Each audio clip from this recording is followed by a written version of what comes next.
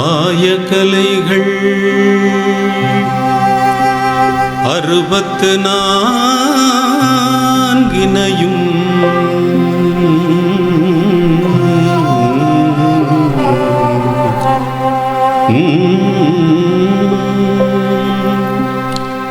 ஏய உணர்விக்கும் என் அன்னை தூய உருப்பளிங்கு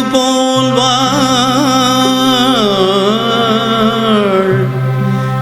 உலகமெல்லாம் ஓடி உனை தேடி நானேங்கவோ உயிருக்குள்ளே ஜோதி விழி மூடி அதை பார்க்கவோ உனை பாட மொழியும் இல்லை உனை காண விடியும் இல்லை.